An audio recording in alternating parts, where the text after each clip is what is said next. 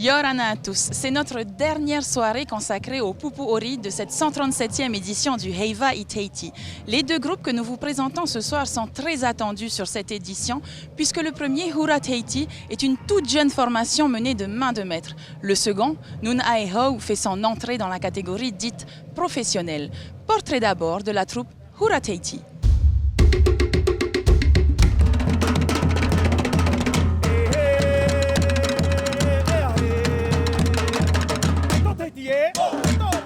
Fondé en 2015 par un groupe de musiciens passionnés, le groupe Tahiti Hura a pour objectif premier de promouvoir le patrimoine musical polynésien. Il se transforme peu à peu en groupe de danse. Pour sa première participation au Heiva i Tahiti, la troupe a choisi pour thème l'origine du nom de Raiatea, né grâce à une histoire d'amour. Les faits se déroulent quelque temps après le déluge du dieu Ruahatu qui ravage toute l'île de Hawaï. En même temps, sur l'île de Tahiti, dans la chefferie de Papara, vit un grand guerrier du nom de Atea, connu pour sa vaillance, son courage et ses aptitudes au combat. Il a tout pour lui, une terre, un foyer et des guerriers pour conquérir les terres les plus prestigieuses de Tahiti. Pourtant, il lui manque une chose, trouver le grand amour. Et un jour, il entend parler d'une princesse, la princesse Rai, du village de Opo. À l'époque, l'île de Raiatea s'appelait Hawaï, de l'île de Hawaï. Donc intrigué par sa beauté, il se mit en tête de partir sur l'île de Hawaï et de rencontrer la princesse Rai. Donc il rassemble quelques hommes et des vivres et il part vers l'île. Arrivé là-bas, donc il est accueilli en grande pompe par les habitants du village de Opo. Et là, il rencontre la princesse Rai, tout au fond. Il tombe éperdument amoureux. Rai ne cache pas ses sentiments. Elle sait que son cœur bat pour Atea. Ils se marient et entament ensemble une vie paisible, pleine d'amour et de bonheur. De cette union naquit une petite fille, Rainui Atea. Une enfant dont Rai ne verra jamais la beauté de ses yeux, car il périt au terme d'une grande bataille sur Tahiti.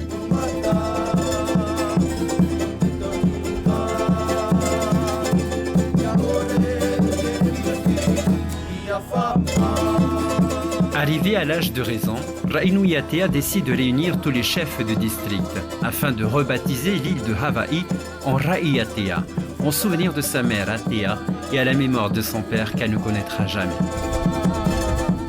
Le grand costume de la troupe Hura Tahiti est rouge vif, rappelant ainsi le rang important des haris de l'époque dont faisait partie Rainui Atea.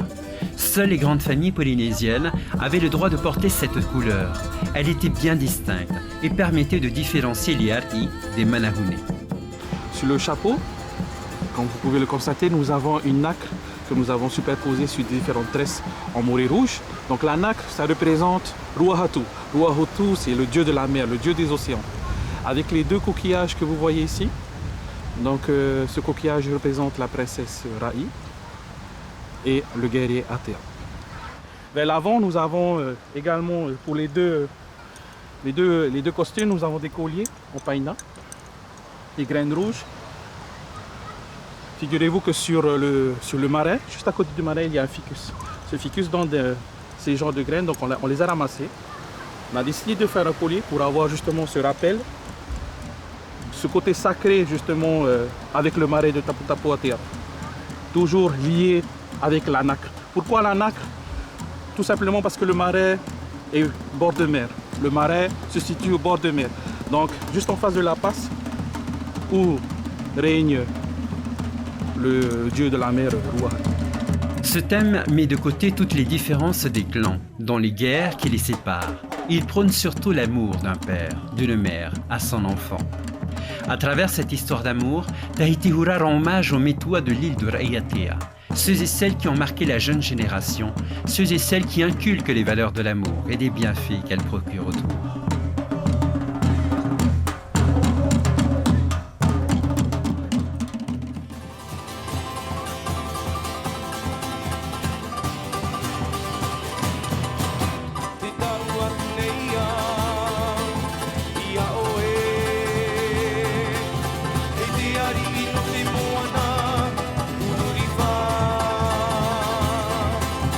Anana mai to mata, no te tau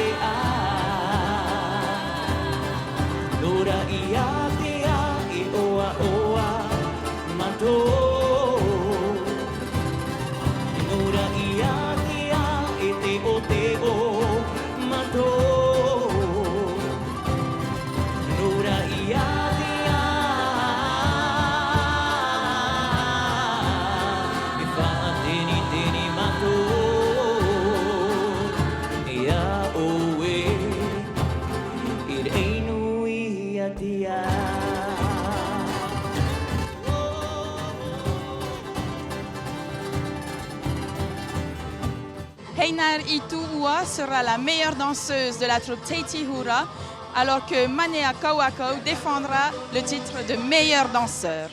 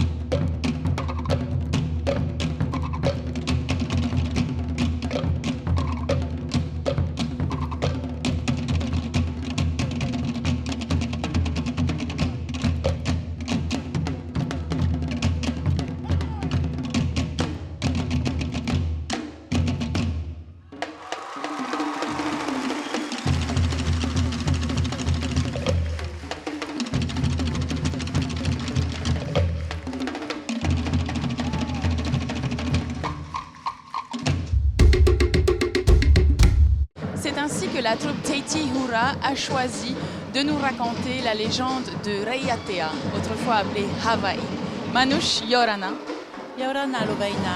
Ce soir, nous avons deux troupes très attendues. Et avant de parler d'elles, j'aimerais que nous nous attardions sur le livret qui répertorie les pas de danse de Ori Teiti, qui est sorti juste un peu avant la compétition. Écoute, ce livret, les chefs de groupe et la fédération tahitienne de Ori Teiti l'ont souhaité. Ils ont souhaité surtout travailler sur ces pas. Et bien évidemment, c'est un travail qui a été conduit avec le conservatoire de Tiperui.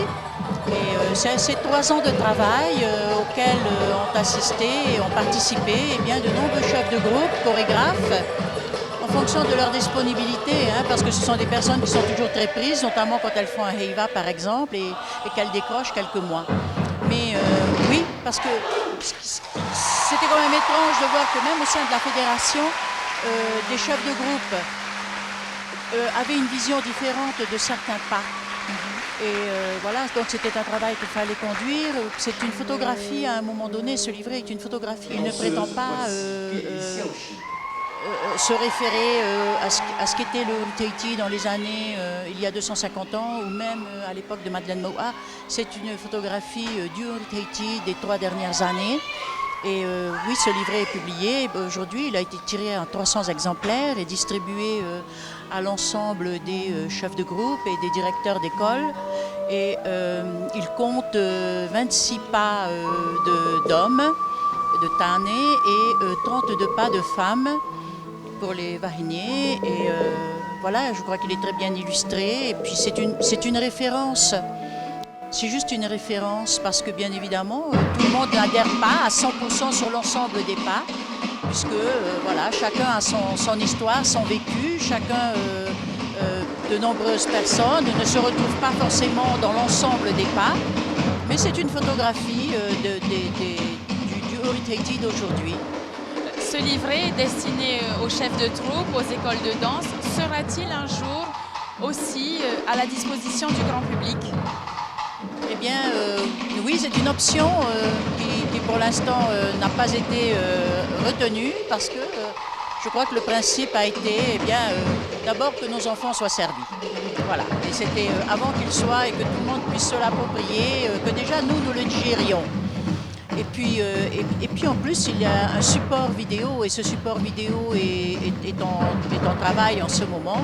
Et donc, il sera publié. Chaque pas sera bientôt sur nos antennes, je suppose. Voilà. Puisque nous sommes à la dernière soirée du Heiva Teiti, Manouche, j'aimerais qu'on fasse un bilan de cette édition 2018. Nous l'avons dit déjà dans une de nos pages précédentes. Peut-on encore parler de catégorie amateur et de catégorie professionnelle? C'est une réflexion qui se justifie et qui sera probablement abordée très prochainement, puisque nous parlons d'un projet de refonte du règlement. Et tout le monde pourra s'exprimer par expérience, parce qu'on a déjà essayé tradition et création, on a déjà essayé d'autres formules comme patrimoine et historique par exemple. Et en fait on s'est aperçu lors de ces expériences que c'était la plupart du temps des groupes Huratau qui l'emportaient.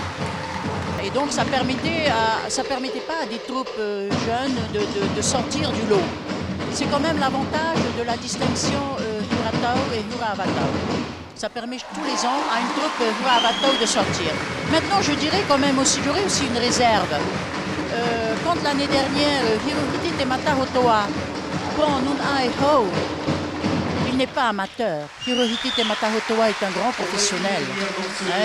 Juste avant ça, il avait créé Hanatika, qui avait déjà gagné en Hura-Avatau et qui a un palmarès très honorable en catégorie Huratau. Quand Tiare Trompette se présente en catégorie Hura-Avatau, elle n'a rien d'une Hura-Avatau, c'était en 2005. Elle est déjà une professionnelle. Elle est tombée dans le bain quand elle était enfant.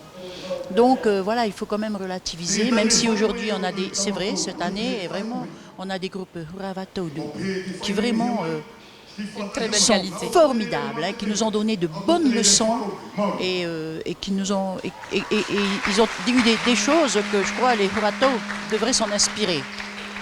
Mais il faut voir qui les conduisent.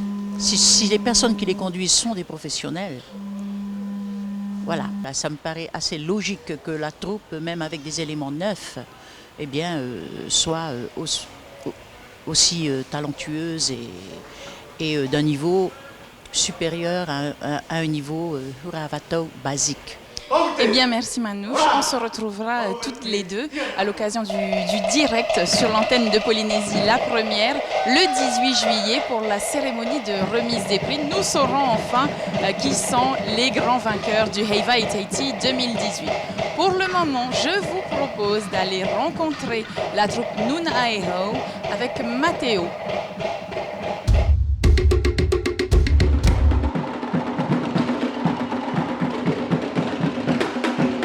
La troupe Nun Aeho de Hirohiti Te Matahotua est plongée dans un thème où le peuple vivait en harmonie avec la nature tout entière, acceptant et respectant les lois qui la régissaient.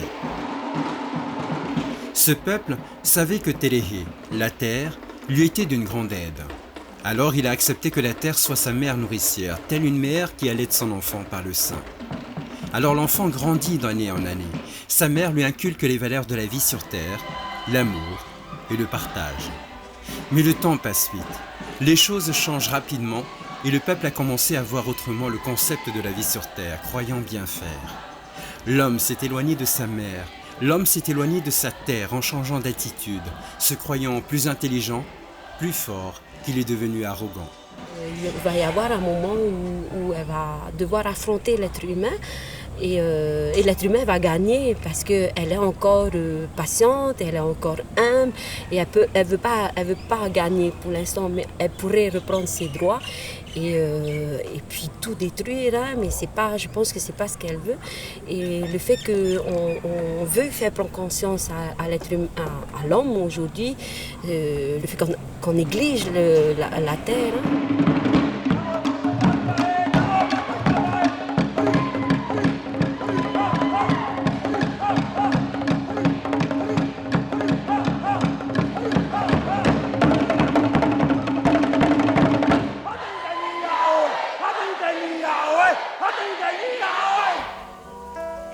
La terre souffre aujourd'hui. Terehe, interprété par Heia Paro, voit un monde sans scrupules où ses enfants sont sans cœur, sans esprit. Ils ont laissé place à l'obscurité, cette noirceur qui s'empare de l'âme enchanteresse de l'homme.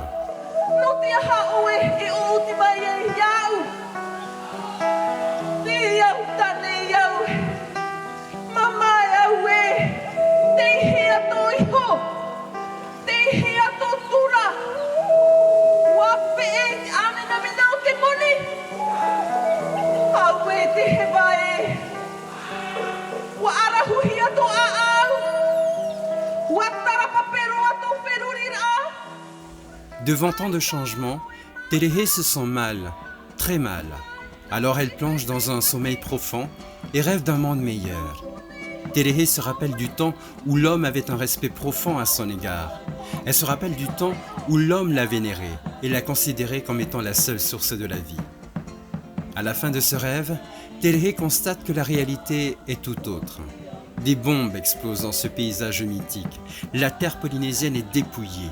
Les profondeurs de la mer sont menacées. Et l'air que nous respirons est désormais nauséabond.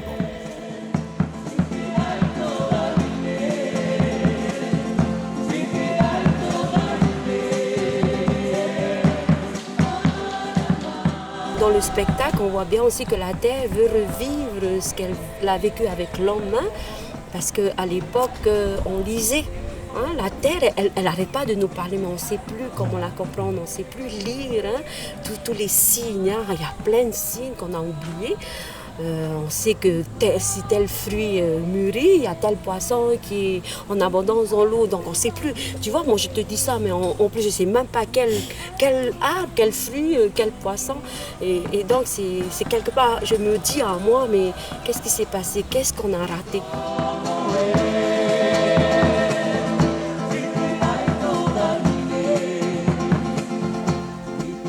Aujourd'hui, il n'est pas trop tard de se réapproprier cette terre nourricière. Il n'est pas trop tard de nous réconcilier avec celle qui fait la vie, celle qui continue à tisser des liens avec l'homme, malgré son entêtement et son arrogance.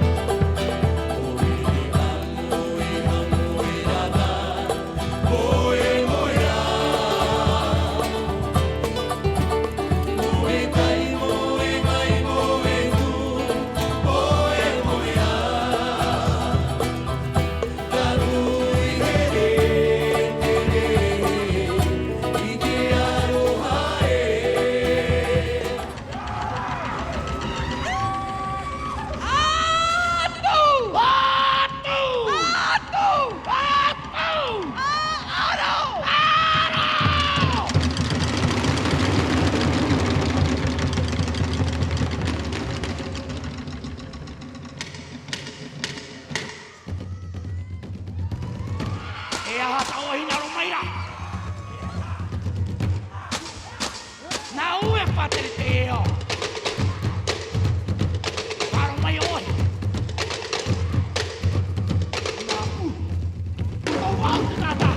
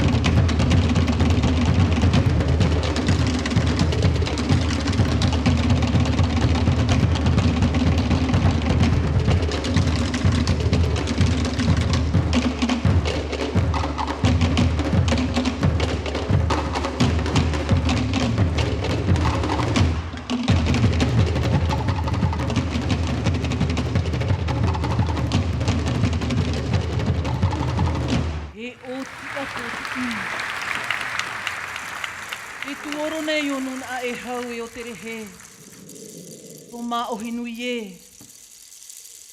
Ara, a vai ara, a ara ara. E ia hai whati whaahau I mua I te taiti pe. Ahi ona tō mua, wahahi, tō muri, te mihi maira. Nuna e hau e. A whiri na pe a to a au. I te a au to e whenua. Ia hoi mai. Tō o e mau mai tai. A rere te parau. Ia mahuta te ite. Tea ia te poiri. Ore ai te mai. Turi ai te inu. Pāmai ai te aho api. Ei tā vai no tō tāu atura.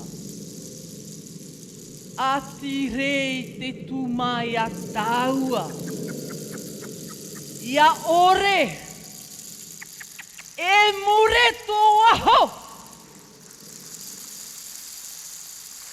Tēnā ora pa I te iere o Himeneiti e. Ahi te whenua.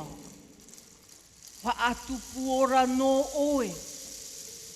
A mau tutu a au te ora. Wa tanuhi a roto I te repo te ie whenua. Tomo ia te ie moana I te I ahuru rau. Ia vai noa mai te arofa metua. Ei hei, tā amu ia oe. E te atua. Nun ai haue. Nun ai haue. Oh! Nun ai haue. Oh! E ia hai whae ai te parau. A paruru. A atu I tō e whenua. E atia. E ia vai mānoa tāua. Tū mana o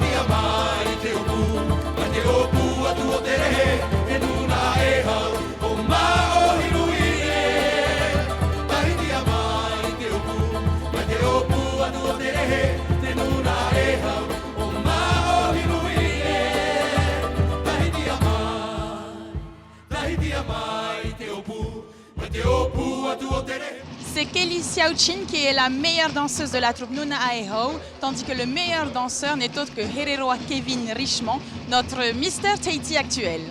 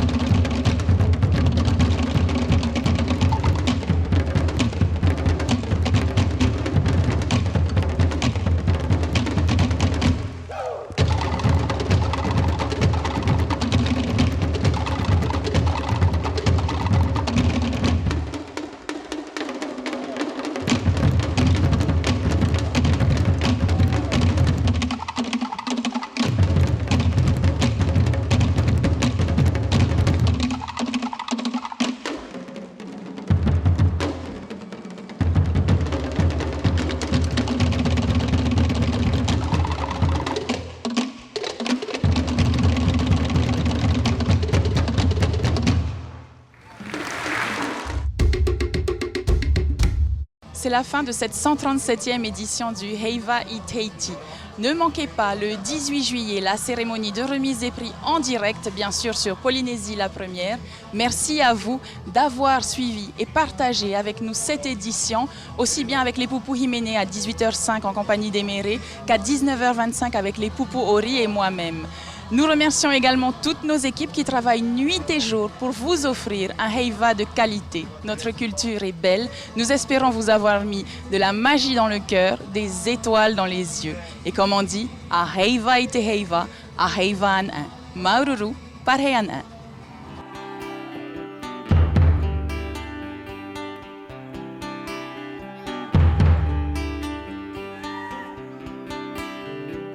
Vaio I oe te taakane, ia waha I te matahi aku o te iria.